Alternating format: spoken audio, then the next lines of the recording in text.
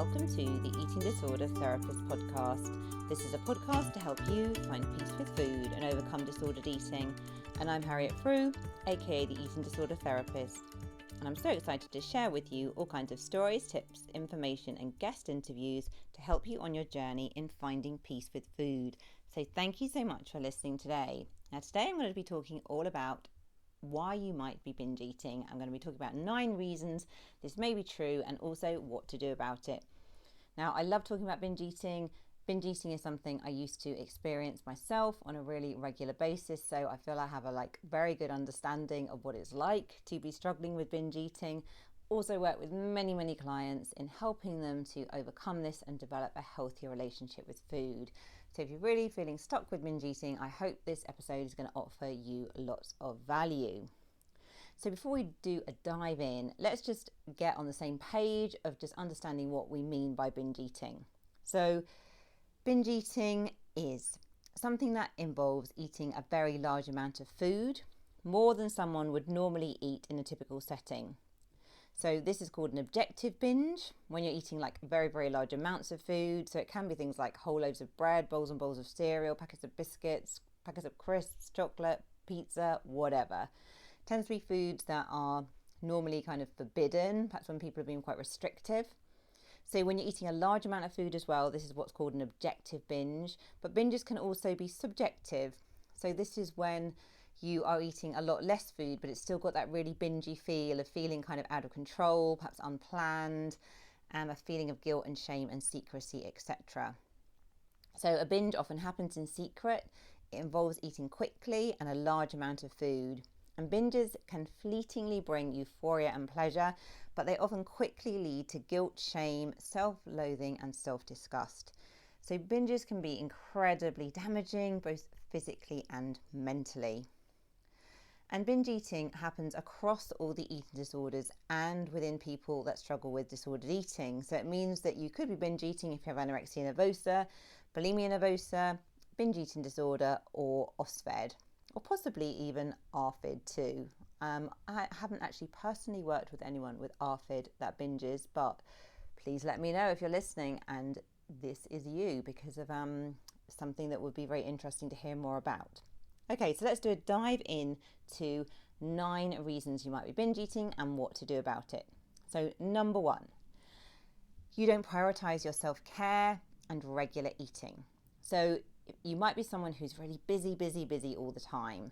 You're really good at looking after others and your life is an endless to-do list, and you tend to find yourself at bottom of the list of priorities. So this means that possibly you often skip breakfast. You then grab something on the go for lunch maybe. You don't really prioritize feeding yourself, looking after yourself. So you're just kind of grabbing food when you can, and it's often food that isn't going to really sustain you because it's kind of grabbed in a fleeting moment and you don't really have time to kind of sit down and feed yourself properly.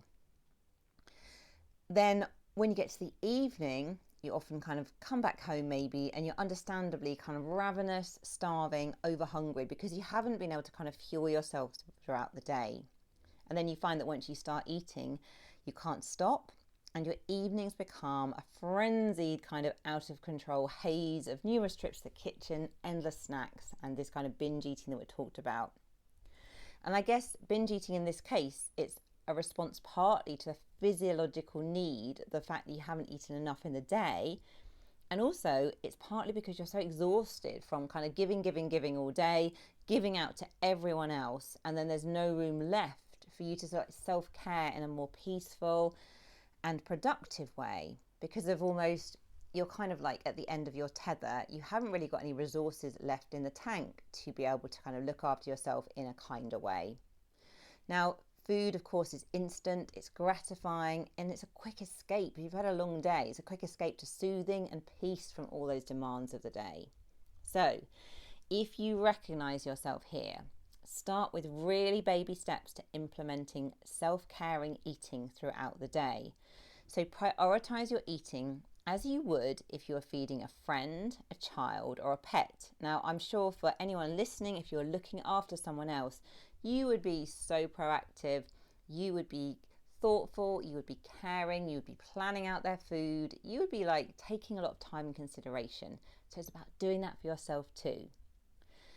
If you're eating regularly as well, think about foods that sustain you and balance your blood sugar. It will give you more energy, you'll feel more resilient, and you might even then have a bit of headspace at the end of the day to squeeze in a bit of non-food self-care. But I think it's really important to say start small.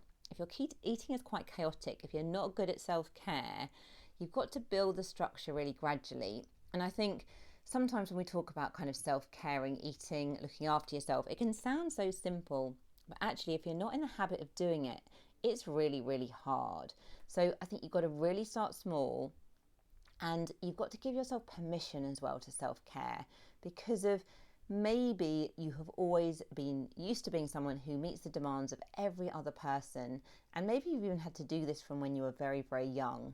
So you probably feel guilty if you include yourself in the equation of getting your needs met too.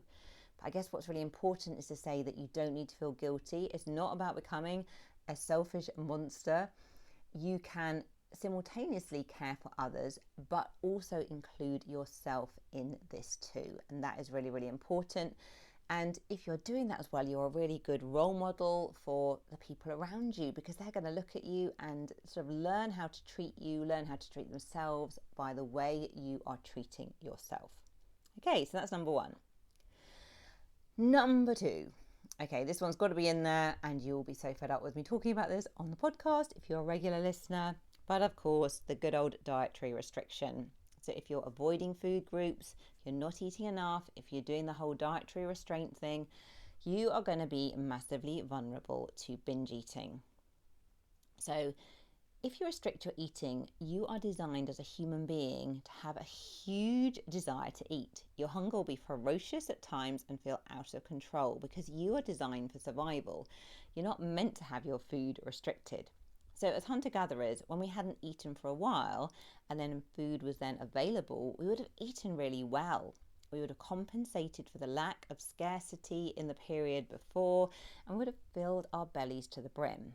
And we know from the Minnesota starvation study that when the men were starved of food, and remember, these are men who didn't have eating disorders, at least before they started the experiment, they became so preoccupied with food, and some of them started binge eating. And that's through the simple power of restrictive eating. So restriction will often inevitably lead to binge eating for many people. So restriction might involve not eating enough food, maybe limiting your calories. It could be not eating enough variety of food. Maybe you're trying to be super healthy and cutting out food groups, and then you're feeling physically and mentally deprived. It could be delaying eating till later in the day, and we're saving your calories, and then your hunger catches up with you. Now remember as well that although restriction can feel good and seductive, as long as you continue to restrict, you will have the backlash of binge eating or other eating disorder behaviours creeping in. You know, things like chewing and spitting and purging. You're going to be really, really vulnerable to these behaviours when you're restricting. And I know for many of us, restriction can often feel like a honeymoon of sort of self-control and purity and feeling really good. But remember where it ends. You know, it doesn't usually end well.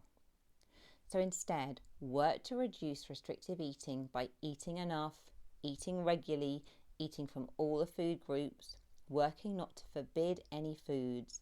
And again, start with baby steps and build slowly out of your comfort zone, okay?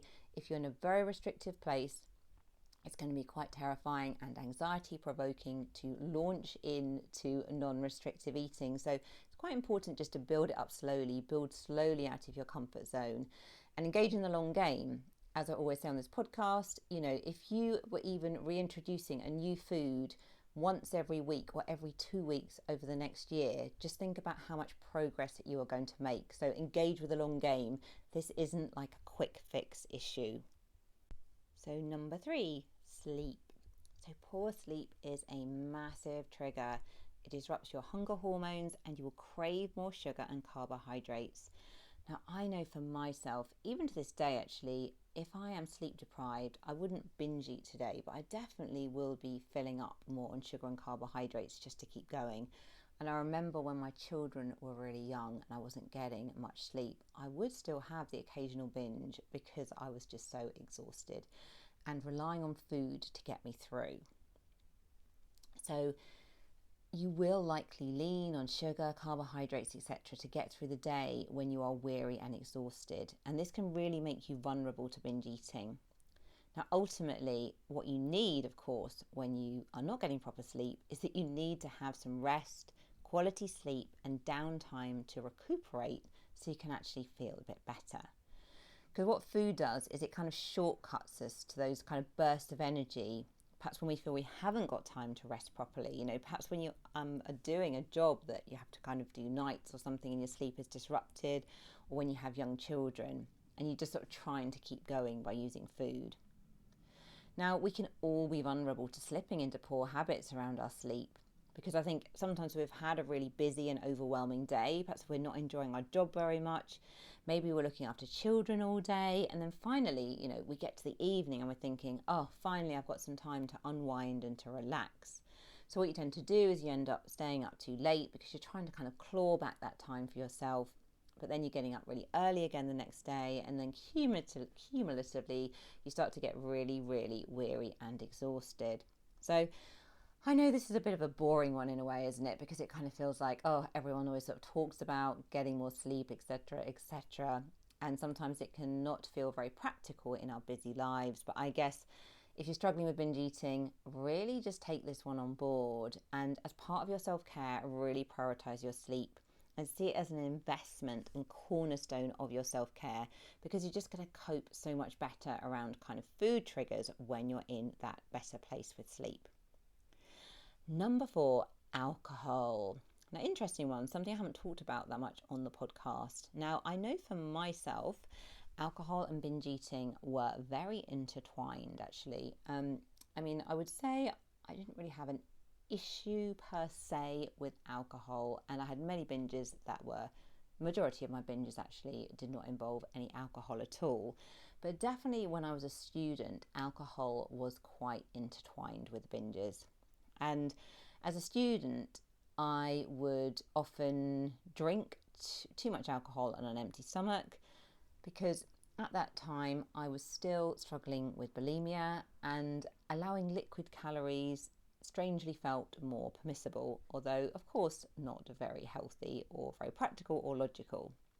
So what I'd often do is be restrictive during the day, probably go to the bar early in the evening with not really having eaten enough, start drinking.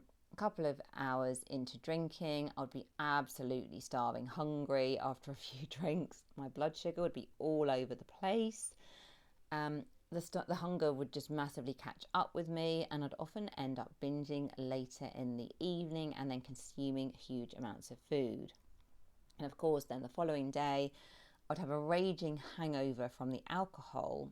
I'd also be feeling physically ill from binging, and I'd be craving all those binge foods all over again, just because I hadn't slept properly, I had a hangover, my blood sugar was all over the place, I was just not feeling good. So physically, it was an absolute roller coaster for my body, but also mentally too. And I think I found for me that alcohol almost fueled binges to be more dramatic and larger, and for whatever reason I would feel a greater level as well of self-loathing and self-disgust, I think because of the complete lack of control and just the whole thing really. And I remember feeling so much shame around this, and it was a very lonely and secretive struggle. It's not something that's very easy to talk about, is it? So I think what's just really helpful is, if you relate to this, just be more aware of the impact of alcohol on your eating. Reflect on how it might be impacting your binge eating or not, and think about if you'd like to implement any changes. And again, coming much more from that self-care perspective, because I guess if you are relying on alcohol quite heavily to switch off, to relax, to numb your emotions, it's probably a little bit of a red flag for your mental well-being, your physical well-being, and you might want to think about how else you could be coping with some of the stress in different and more healthy ways. So something to reflect on. Number 5, the good old good and bad foods. So, people that binge eat generally have quite a strong dichotomy between foods eaten during binges and foods eaten at other times. So, this isn't true for everyone, but it's true for a lot of people. So I think often, you kind of have those more restrictive periods and then you have your binges. And so you might be having the restrictive periods tend to be referred to more as kind of good or healthy or non-binge times, etc. And then the binge foods are all about kind of it being bad, unhealthy, etc., etc. So I guess it's really part of the problem that we're labeling the foods in this way. The bad foods then become linked with anxiety, excitement. They're seductive and forbidden. And I think eating them when all those emotions are evoked really causes a nervous system response that anticipates kind of binge eating almost, because we're almost getting ourselves so hyped up about it. So your body is flooded with cortisol and adrenaline, you feel anxious and guilty, and then you kind of end up binge eating anyway because you're kind of in this sort of nervous frenzy, of partly excitement, partly fear and anxiety, partly kind of guilt and terror around food, and it just doesn't end well. So, as you know from listening to this podcast, instead what you need to do is over time, with patience and baby steps, you need to find a grayer area with your eating, moving away from that black and white, where very gradually and slowly you can start to permit in all the different foods. Now, this doesn't mean just eating donuts all day, but it means stop trying to achieve perfection and this idealism around your eating. Now, I have several of my clients who are embedded in orthorexia and over healthy ideals.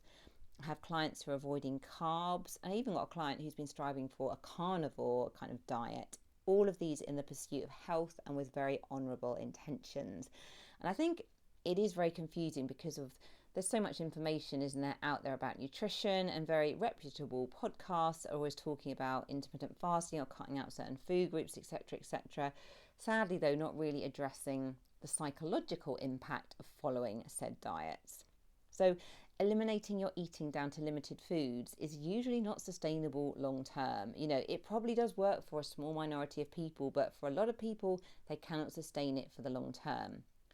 And when we eliminate foods, it means that the foods that we're eliminating tend to be put on an unnecessary pedestal of desire. So they're dreamt about, longed for, fantasized over, and then, of course, these will be the foods that you binge on.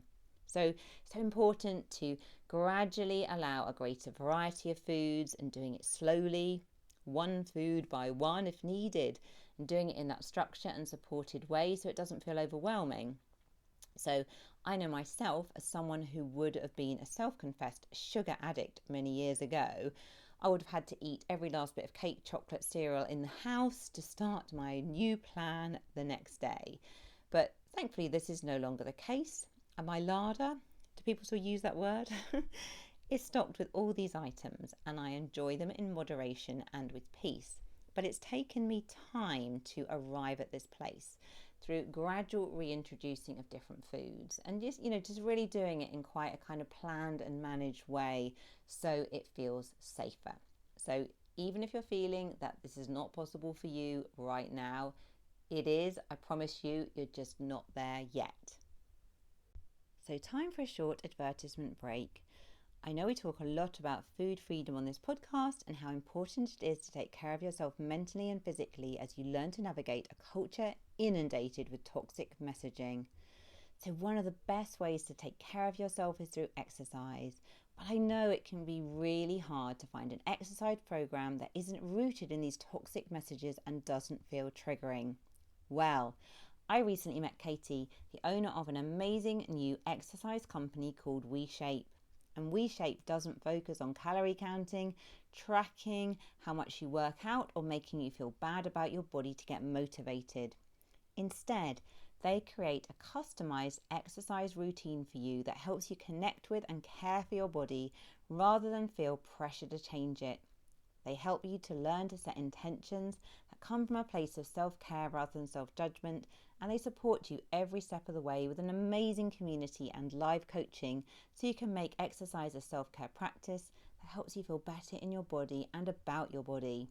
Plus, they are giving listeners of the show the chance to try it out for 2 full weeks for free. Just head on over to www.weshape.com/freedom or check out the link in the show notes to get started today. Okay, so let's get back to the podcast. And number 6 is all about chasing perfection and how this can really impact binge eating. So I think when we're chasing perfection, this often causes a lot of procrastination, which can lead to binging, and also all or nothing thinking, which can lead to binge eating too. So the pursuit of a perfect or right way of eating is often central to the problem of binge eating. And many of my clients, as I've said before, who struggle with binge eating are really pursuing some kind of idealistic plan that is likely too strict to sustain over a long period of time. And I think this doesn't need to be an external plan necessarily that someone has given you. It can be like your kind of own set of rules in your head that you may not have even written down, but they're kind of all in your head and controlling everything that you eat. So due to diet and wellness culture as well, there is this plethora of information out there about what you should and shouldn't eat. And we're given different advice every week, aren't we, about intermittent fasting, eliminating carbs, avoiding certain food groups, etc., etc. Now, of course, there's incredible value in research and in evidence-based nutrition. That's fantastic. This information is available. But what is often missing here, I firmly believe, is the psychological piece. So intermittent fasting might be helping some people live longer. But what about the large amount of people who will start binge eating, chewing and spitting, and exhibiting disordered eating behaviours in response to trying out that intermittent fasting, because it's not sustainable for everyone, and then that isn't life enhancing. It's very damaging for mental and physical health. So we need to be including the nuance about relationship with food in our kind of wider culture discussions in addressing all of these things. So if you recognise yourself here, be careful about what you are consuming, with podcasts, with kind of like stuff on the internet, Instagram, social media, TikTok, all the rest of it. Notice how it's influencing your relationship with food. And if you're striving to eat in a certain way which isn't really practical or sustainable for the long term, because that pursuit of perfection might be doing more harm than good. And you're constantly going to be feeling as though you are failing because of you can't understandably stick to all the rules that this kind of perfect plan is kind of recommending that you do. So you constantly feel like you're failing, and then you sabotage or soothe through using food, and you get caught in this just horrible cycle, and it is not nice. Number 7, people pleasing. Another huge one, a massive one that I relate to here so much. Now, I think when we people please, it's a safety strategy. It's often something that we have adopted from early in our lives as a way to feel safe, as a response to perhaps people around us when we were growing up. And I think just the culture in general, and particularly as women, we can often feel that we're very conditioned to be people pleasers. If you kind of show up as the good girl, you are seen as kind of doing the right thing, being kind of charming, being nice, doing what everyone says, keeping harmony, etc., etc. But I guess the problem with people pleasing is that often we just completely overlook our needs, and we tend to swallow down our feelings of resentment or anger. We don't ask for help. We take on too much responsibility. We feel so responsible for everyone else's feelings. And I think I've worked with a lot of people as well who perhaps in the beginning have found it really hard to identify that they're even feeling angry or resentful in response to people pleasing, because it's such a learned response that they feel that they have to do, that they would just feel so selfish to even connect with their own anger or resentment. So they're kind of stuck in this real kind of quandary and not in a good place. Now, people with eating disorders as well are generally exemplary at looking after others and putting others before themselves. Now, of course, it is fantastic to be kind and thoughtful and helpful towards others, but not when it comes at a cost to your mental and physical well-being. So binge eating can understandably often be a reaction to feelings of anger, frustration and upset, perhaps that you feel you can't express to the people around you. So what you do is you stuff your feelings down with food, and you might feel selfish for even having your own needs. So then you just get back into this whole cycle of pleasing, do more pleasing, feel more resentment, stuff the feelings down, and the cycle continues. So instead, work towards allowing your needs to surface and allowing yourself to even have needs in the first place. So you don't have to become this selfish monster. It's about balancing the kind of seesaw with the needs of others, and including the needs of you in that equation, rather than just like always giving out to everyone else, always pleasing everyone else, and just putting yourself on the back burner. Now, I used to struggle terribly with people pleasing, and what's really helped me to overcome this, and it's taken a long time, I had several years, particularly during my counselling training years, where in my journal that you have to keep when you're doing counselling training, you have to write about your reflections and what's going on in your life, blah, blah, blah, blah, kind of psychoanalyze yourself. And regular entries in my diary when I was training were all about people pleasing, and knowing that I was doing it, but finding it so hard to actually stop doing it. It's something that I found really, really challenging to let go of, because of, in the short term, I got such a reward from pleasing others, and also the pain of rejection or disappointing others also felt too much to bear. But what's really helped me to overcome this is to realise that actually, when I was people pleasing, it did often leave me feeling quite lonely, quite unseen, and often resentful, because I wasn't really showing up authentically. I was showing up in the way that people wanted me to, or what I thought people wanted me to, but actually I wasn't really showing up as my authentic and genuine self. I wasn't really being honest. And that really bothered me, because I guess for me, being genuine, being authentic, being honest is really, really important and part of my values. And also, I do believe very strongly in connecting on a deep and genuine level with others, and not about kind of being fake and just kind of like pretending that things are all sort of lovely when they're not. So over time, I've become so much better at not people pleasing. I still find it hard to this day sometimes when I have to kind of really express my needs out loud. Sometimes I have to really kind of write it down first, or prepare myself, or practice. But actually, my relationships are much richer and healthier for it. So I feel like the connections I have now are really deep and meaningful, and I feel that people are genuinely connecting with me, not the kind of perceived kind of image of me. And that is just really refreshing. Of course, it just feels so much better to be connecting authentically. And actually, what I've realized as well is people really prefer you being more real and honest. Sometimes I would get the feedback before, when I was people pleasing, that people found it hard to kind of really gauge where I was at with them, because of, I would, I guess, be sort of smiling on the surface, but then I'd probably like leak other emotions in other ways, and it would be quite confusing for people, because they would kind of think that everything was just wonderful, and actually it wasn't, because there's a lot of things I wasn't saying out loud.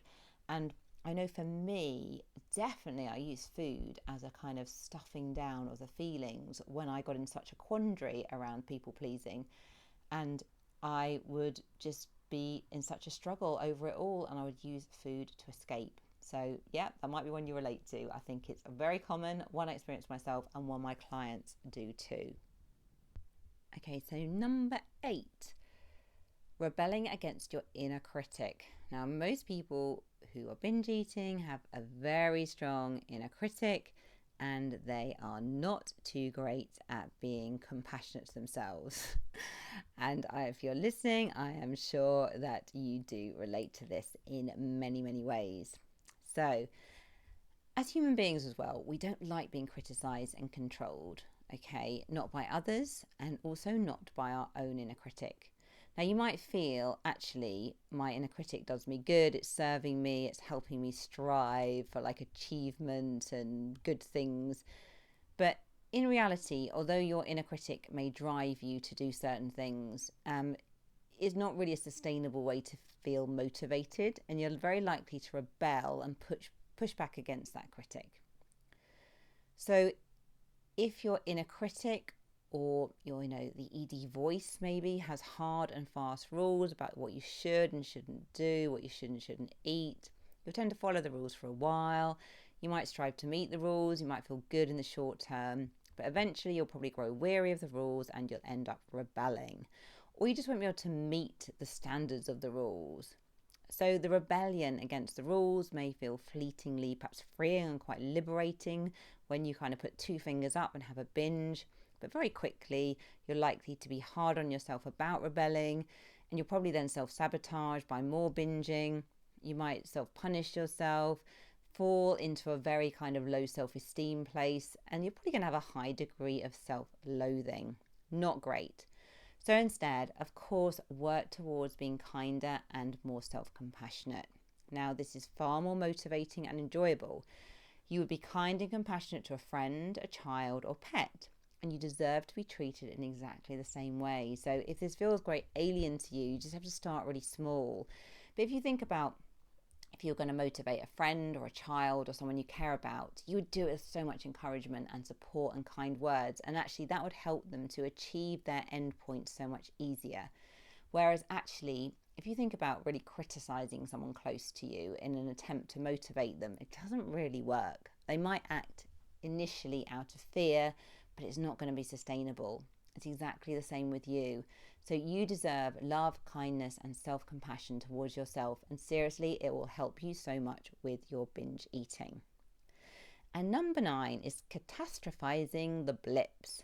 So this leads quite nicely on from the inner critic one, this catastrophization of blips. Not sure if catastrophization is a word, but it sounds like a good word. So if you catastrophize the imperfections of your recovery journey and berate yourself wholeheartedly when you binge or when you veer from the path, you're going to be so likely to throw in the towel and beat yourself up. That real black and white thinking again. And you're probably using language as well that catastrophizes the situation, seeing it as a disaster, a mess, you failed, etc. And of course, if you're talking to yourself in that way, you're going to feel anxious, overwhelmed, disappointed, disgusted with yourself. And again, it leads on to all those self-punishing behaviors and a great deal of misery. So remember instead that every time you have a little blip, it's just a learning experience.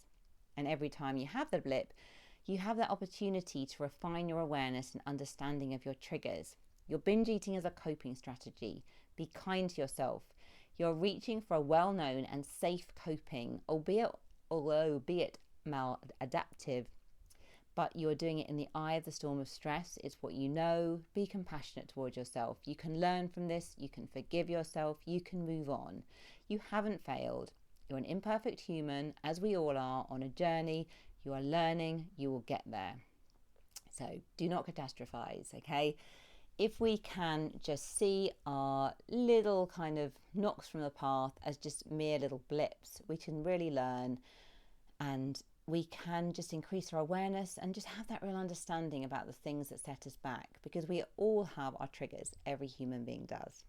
Okay, so I hope that gives you some pointers for managing your binge eating. And if you do enjoy this episode, do take a screenshot of it if you fancy it and share it on your stories. Tag me on social media at the eating disorder therapist _. I would be so grateful for that. It's just really great to see who is listening to the podcast. Also, if you enjoy the podcast, I would be so grateful if you would follow, rate and review, as it helps it reach so many more listeners. You might also want to join my bite-sized eating disorder therapy, only £5 a month, and you can try it for a week for free. Link is in the show notes. I've still also got 50% off my online 10 steps to intuitive eating course. Again, all the information is in the show notes. And you might also want to join our inspiring prevention of eating disorders and body image issues online event, Saturday the 30th of September 2023. Hope to see you there. Again, link is in the show notes. It would be great if so many of you can join us. So thank you so much for listening today, and I look forward to sharing another podcast episode with you very soon.